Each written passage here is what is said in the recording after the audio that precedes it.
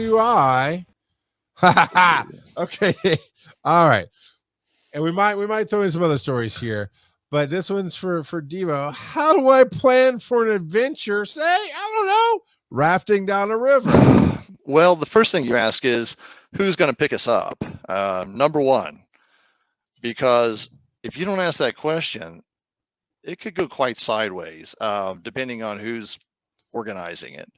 So this sounds like not a like commercial. You drive somewhere, they take the pink bus an hour up the road and throw you in the river. This is just you and your buddies. Yeah, actually, it happened to me. One of my friends, and this was in Southern. I went to school in at Southwest Baptist University in Southern Missouri, and Ooh. oh yeah, and old Spoo. Anyway, I'm sorry. Anyway. It's Baptist College. Come on, Charles. What are you? I don't know what you're. I went to fundamentalist college. Yeah, it's such fun. You know what I mean. Anyway, Such so fun. I was taking some summer courses, and one of my friends, it was a friend's dad, and I would go out there and feed his cattle for him. He was a teacher, and I got to know him pretty well. And he goes, "Hey, John, you want to go on a canoe trip?" Yeah, this is great. So his brother came down from St. Louis with a bunch of friends, and we loaded up the canoes and we drove down to this river called the Little Piney. And no, sorry, Big Piney. Doesn't matter. It was a river. And we put in, and I'm kind of starting to wonder, wait a second. So we're driving with a canoe, they're all driving, and we're all going to be canoeing together. How do we get on a river that goes one direction? And we put in and they're like, oh yeah. Well, I looked at the map and it's not very far. So his plan was to walk back with canoes. On the road. No, without the canoes. Walk back to the trucks, go grab the trucks and drive back and pick up the canoes and everybody else. And we proceeded to canoe. It wasn't maybe 4 miles. It was a very slow river. It was the middle of summer. It was very twisty. They were constantly stopping to fish. Right. And we also spend the night. And so the next morning we get up and we start walking out. And this is in the Ozarks. And it's not mountains. Oh, I'm watching that TV show. Yeah, well, let's say it's sort of like, obviously you've been through Chattanooga. You know, kind of getting those foothill mountains, you know? Yeah. We walked uphill for an hour and we were still walking uphill and not a car passed us. And we kept walking. And I'm like, and finally Bob goes, maybe this was a bad idea. And I'm thinking, really? And some teenagers took pity on us, gave us a ride to the main road, started walking. And then this old World War II vet and his, Vietnam vet and his little Subaru picks us up and he starts talking and telling us how much he loves Jesus. And we're like, well, we love Jesus too. You're giving us a ride, so we love you. And he drove us and we dropped us off and we got in there and we drove back. I mean, it took us nearly, with rides, took us 2 hours to get back to the car. And water, it's hot, it's summertime. And so ever since I'm always like, so how are we gonna, we're gonna get in. So where are we getting out and how are we gonna do it? So I've always checked that before you do any sort of especially right. Yeah. I've had to learn to push that line myself with my friends and my family of one, especially nowadays, we have Google Maps, we have all kind of devices that we can plan things. Yet, including my kids who grew up on technology, want to mental math things like your friend. Oh, it doesn't look that far. Sure. No. How about details? How about, oh, look, I mean, stealing your story a little bit for nowadays. Like, hey, look, Google Maps says it's 4 miles uphill. So how about no?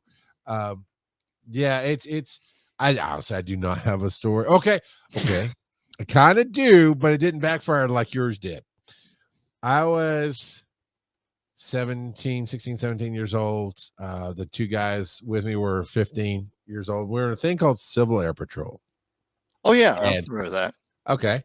For those of you not familiar, it is a civilian, since the civil, but it's a civilian group of sponsored by the Air Force for like search and rescue. Whenever something goes down, they talk about, this 100-person search and rescue team, arm in arm. It's some civilians just put out the call, but they have little groups around that you can train and you get taught things. It's interesting and that kind of thing. And in our opportunity, now we had 2 college kids running it.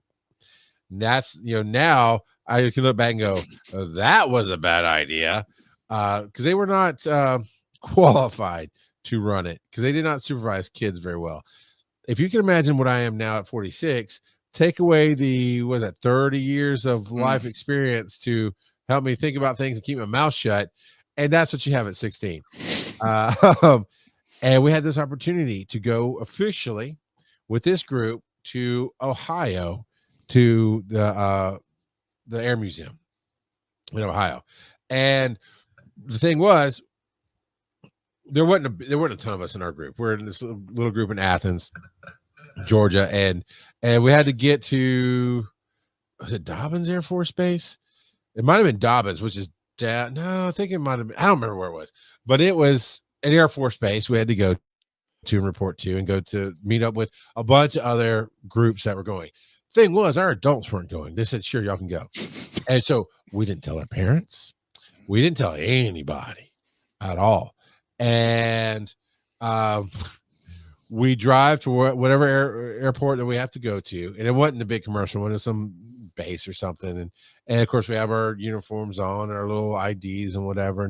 And we go to where you're supposed to meet up. There's probably, I don't know, 50, 60 people there, mostly kids and some adults.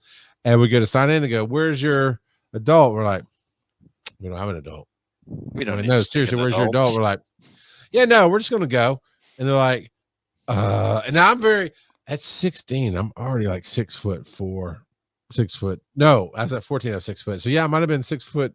I might've been my height and size now, as I was. And of course I'm 16, and I've learned since 16 years old, I have resting murder you face. So put all that together, they're not sure what to do. They finally get an adult to adopt us and say, yeah, you can come with our group. And we're riding out on DC-10s, which are the huge cargo planes with the big loud engines and all that jazz. Now, the part of the story I've failed to tell you is at 16 and 15 years old, the 3 of us that night went out and got pizza, got the new CD by Live, and Throwing Copper, and was listening to that. And none of us did alcohol. We didn't smoke, which probably would have helped us because we didn't go to sleep. We were so excited about just hanging out together and drinking tons of caffeine. And we stayed up all night. And we're supposed to be at the airport like 6:37 in the morning. So we just show up. We hadn't slept all night. We're all hyped up. We have no supervision. And they're giving a speech. Nobody ever falls asleep on these planes and this and that and the other. And we're like, cool. And we get on the plane. They fire up the engine. All 3 of us go, honk.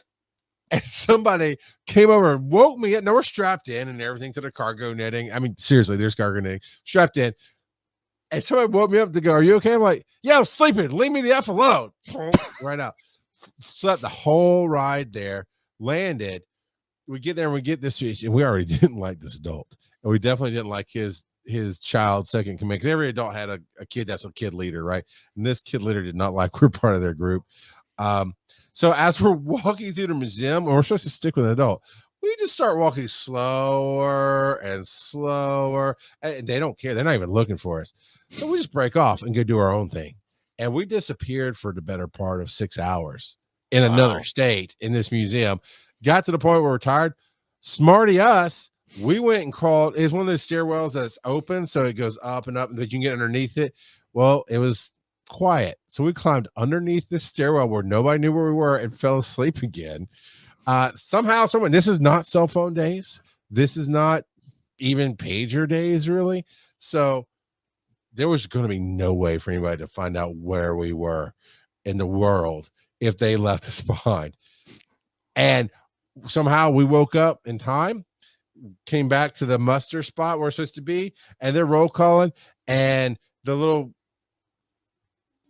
kid leader, whatever she was like to the adult, and I was they didn't know we just walked up behind them. Like I'm the biggest ninja you'll never see. And we just kind of quietly stood there and we're just standing there for about a minute. And she said, and I'm like, what are you talking about? Right here. She's like, what? And they turned like, we've been here the whole time. What are you talking about? And just, I don't understand how we survived that, Devo, but it's the magic of the world. We got back up. Parents had no clue till we got back home. Oh yeah. Fun. Those were glory days of childhood. I don't know, things you get away with almost in the world, but that's a good one, man. There is something to be said about having no fear. Yeah. Not going to another state without people knowing you is not that. don't do that. So yeah, I didn't walk uphill, but I almost had to walk across 5 states to get home.